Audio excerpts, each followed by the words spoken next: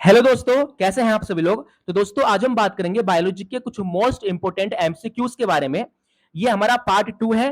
Part 1 हम already discuss कर चुके हैं और आज हम ये दोस्तों जितने भी क्वेश्चंस डिस्कस करेंगे ये सभी के सभी आपके रेलवेज एग्जाम में आ चुके हैं, इसलिए वीडियो को एंड तक देखना। तो चलो दोस्तों शुरू करते हैं अपना टॉपिक। तो पहला क्वेश्चन ये कह रहा है कि what is the structural and functional unit of the kidney. बताइए दोस्तों कि जो किडनी है इसकी स्ट्रक्चरल एंड फंक्शनल यूनिट को क्या कहा जाता है। जिस तरह से हमारी बॉडी की जो स्ट्रक्चरल एंड जो फंक्शनल यूनिट है दोस्तों वो सेल है, यानी हमारी पूरी बॉडी सेल से बनी होती है। उसी तरह से बताइए दोस्तों किडनी किससे बना होता है। तो किडनी बना होता है दोस्तों नेफ्रॉन से, इसलिए नेफ्रॉन को किडनी का स्ट्रक्चरल एंड फंक्शनल यूनिट कहा जाता है। और दोस्तों ह्यूमन बॉडी की एक किडनी 10 लाख से भी ज्यादा नेफ्रॉन से बनी होती है। नाउ क्वेश्चन नंबर 2 दोस्तों, femur bone found in which part of the human body.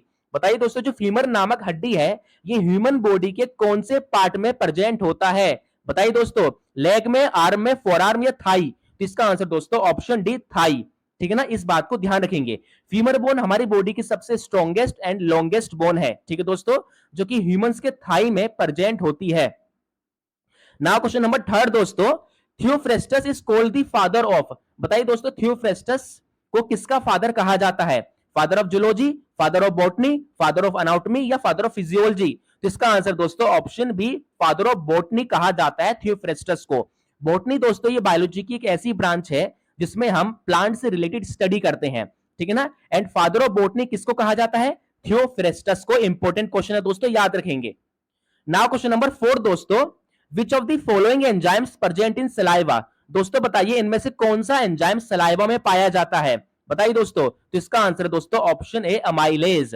जो हम फूड खाते हैं दोस्तों उस फूड में प्रेजेंट जो स्टार्च, जो कार्बोहाइड्रेट है, उस कार्बोहाइड्रेट की डाइजेशन में हेल्प करता है कौन, ये अमाइलेज एंजाइम। इस बात को ध्यान रखेंगे दोस्तों, ठीक है। नाउ क्वेश्चन नंबर 5 दोस्तों, ड्यूरिंग ल्यूकेमिया, ल्यूकेमिया यानी दोस्तों ब्लड कैंसर, ल्यूकेमिया को हम ब्लड कैंसर कहते हैं। तो बताइए दोस्तों कि ब्लड कैंसर के दौरान कौन सी ब्लड सेल सबसे ज्यादा अफेक्ट होती है।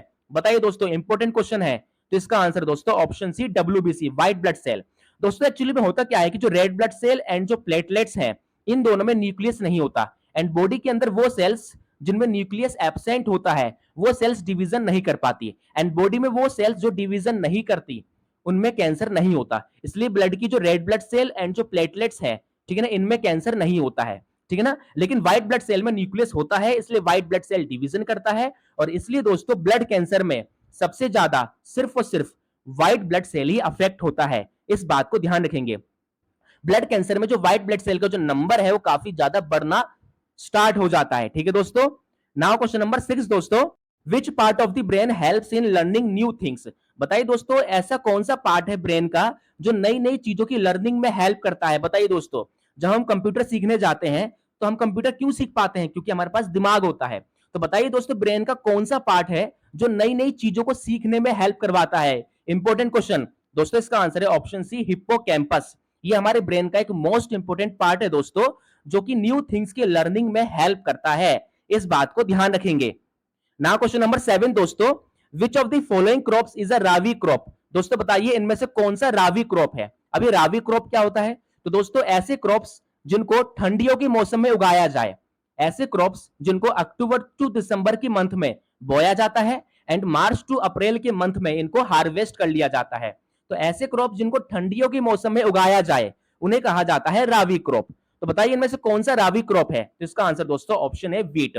और बाकी के राइस हो गया, ये होते हैं पल्सिस हो गया, ये होते हैं खारिफ क्रॉप। और वाटरमेलन होता है दोस्तों जायद क्रॉप। इस बात को ध्यान रखेंगे। Wheat is a type of Ravi crop, यानी कि व्हीट को, गेहूं को ठंडियों के मौसम में उगाया जाता है।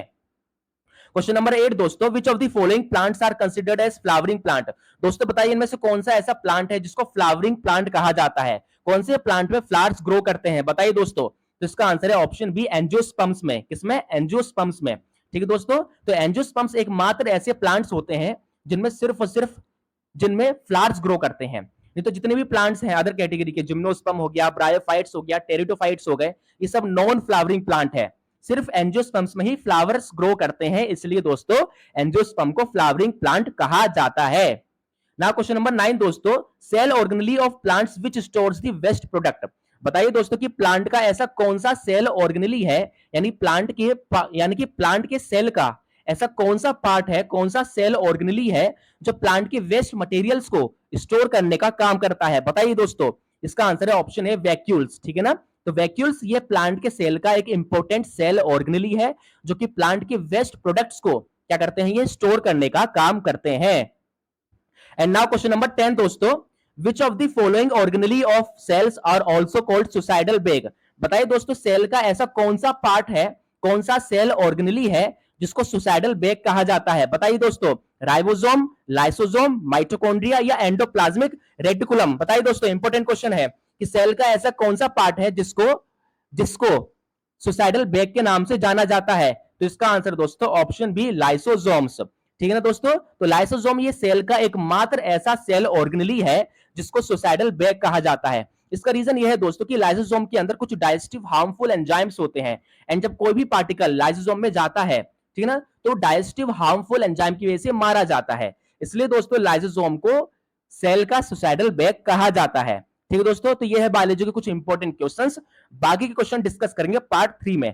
अगर आपको ये वीडियो अच्छा लगा हो तो चैनल को सब्सक्राइब और वीडियो को लाइक जरूर करें।